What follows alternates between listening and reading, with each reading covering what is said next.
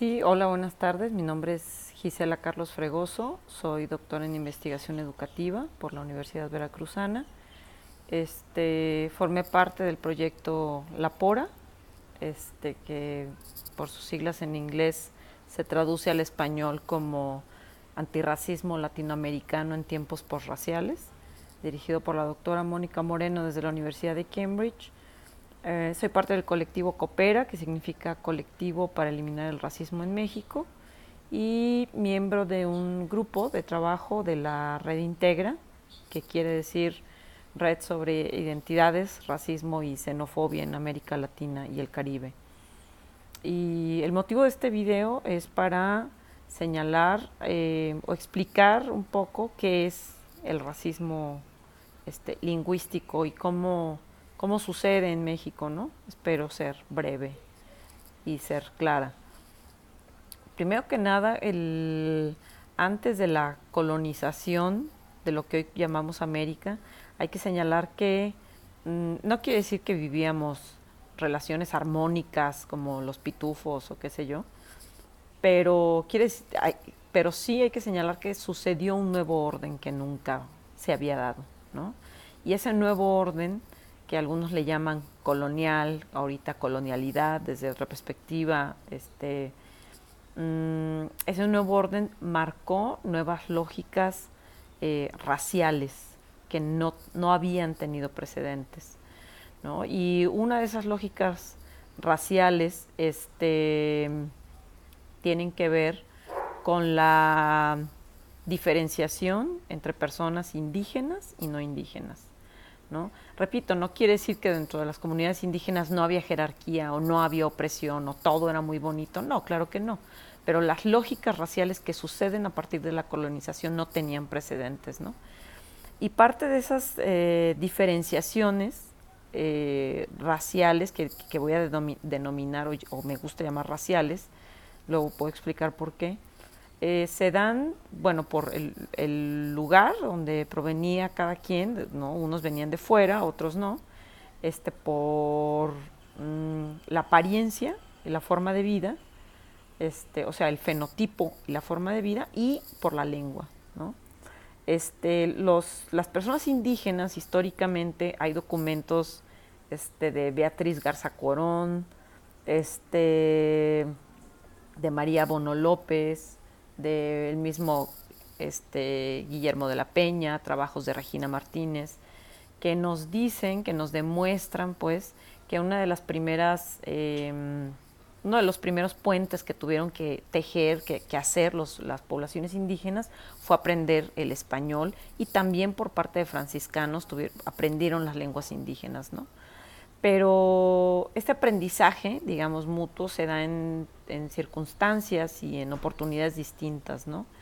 Hay los españoles, en este caso los franciscanos, las órdenes religiosas, se ven en la necesidad de aprender las lenguas indígenas y de sistematizarlas, porque perseguían la evangelización, ¿no? Y algunas poblaciones indígenas aprendían el español, concretamente los que en su momento históricamente se veían obligados a aprender español eran las élites, lo que fue en su momento las élites indígenas, porque tenían que relacionarse con los españoles por una cuestión de sobrevivencia, ¿no? Eso, bueno, hay que tenerlo en cuenta, ¿no? Es algo que hay que ponerlo por ahí en una carpeta, archivarlo en una carpeta aquí y tenerlo muy presente. Otra de las cosas importantes que debemos de saber cuando queremos entender el fenómeno del racismo lingüístico es que, bueno, los indígenas accedieron en su momento a los seminarios sobre lenguas indoamericanas o seminarios de lenguas indígenas en el Colegio de Tlatelolco. O sea, el fenómeno de indígenas letrados o de indígenas que accedían a estudios especializados no es nuevo, ¿no? Sin embargo, igual pueden consultar el material de estas dos personas que ya mencioné, Garza Cuarón y Bono López, pese a lo que se cree que los indígenas rechazaban contundentemente estos estudios especializados en castellano o en latín, pues no todo es así, ¿no? O sea, no es blanco y negro.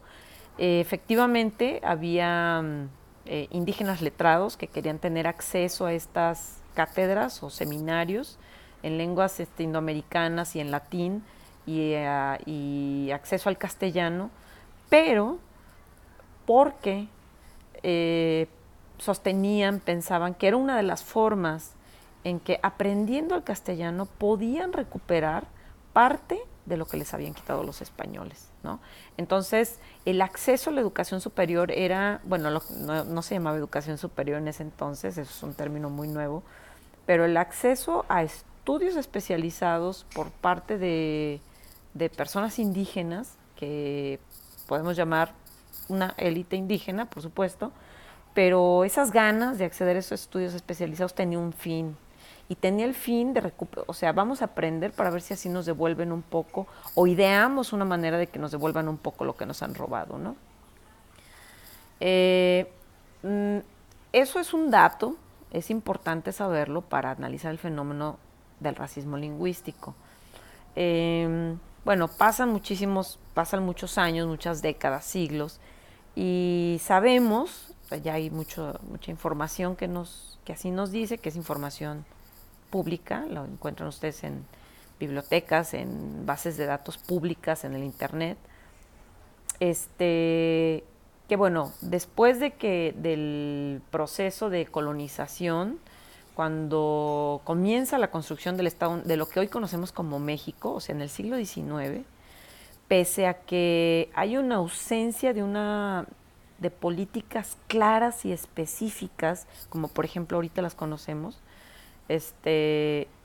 hay una ausencia de políticas específicas de castellanizar, se da el fenómeno de la pérdida de lenguas indígenas. O sea, si uno revisa los primeros censos en lo que hoy conocemos como México, se hacen de manera local a finales del siglo XVIII, por ejemplo, aquí en la ciudad de Guadalajara, donde yo me encuentro, en 1795 ya había un censo, ¿no? Antes del censo nacional. Pero cuando se hace el censo nacional, podemos conocer que el uso, los hablantes de lenguas indígenas habían decaído. Y uno dice, bueno, ¿por qué? ¿No? ¿Por qué? Es interesante preguntarse por qué, ¿no? Parece una pregunta muy tonta, muy sencilla, pero todavía no había programas de castellanización consolidados. Uno pensaría que la colonización fue lo peor que le pudo haber pasado a las lenguas indígenas. Entonces, bueno, es interesante hacer esa pregunta que parece un poco medio tonta, medio obvia, ¿no? Y bueno, tiene que ver con que la generación del Estado-Nación generó políticas claras para lo que entendía como ciudadanos, ¿no?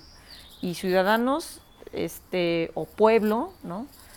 Van a ser palabras que se van a usar con mayor frecuencia, pero que van a estar relacionadas a la educación, y esta educación va a ser impartida en español y para la gente que habla español.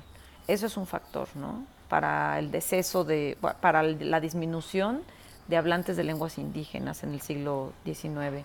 Otro factor fue que, si bien, como ya mencioné, no había políticas específicas de castellanización, por ejemplo, sí hubo prácticas de desplazamiento, recolonización, blanqueamiento y genocidio, ¿no? Y un ejemplo de ello es el genocidio yaqui, ¿no? Hay mucha documentación en las redes al respecto, no me voy a tener a explicarlo, hay gente más experta que yo que lo puede explicar con mayor detalle, pero ese es también otro factor, ¿no? Las políticas de creación del Estado-Nación parecieran tener como pilares algo que un señor de Puerto Rico, que se llama Eduardo Bonilla Silva, pareciera tener en acción algo que Bonilla Silva llama el liberalismo abstracto, ¿no? Es decir, que bajo unos discursos como ciudadanía, inclusión, como ahorita equidad, se genera un paraguas discursivo para esconder, para meter debajo del tapete muchas dinámicas de desigualdad racial, ¿no? Me parece que eso es un factor clave, pues, ¿no? Para entender las lógicas de racismo lingüístico. Y un tercer punto es que ya en el siglo XX, cuando se reformula el proyecto nacional, después de la revolución, el proyecto nacional postrevolucionario, ahí sí vemos claramente políticas de castellanización muy claras, ¿no? Que fue, bueno, la castellanización total, el bilingüismo, bilingüismo intercultural y luego la interculturalidad, ¿no? Ahora, ¿qué hay en común? ¿Cuál es la característica o lo que persiste, la constante en cuál es la continuidad en estos cambios, ¿no? Pues uno, como ya lo han demostrado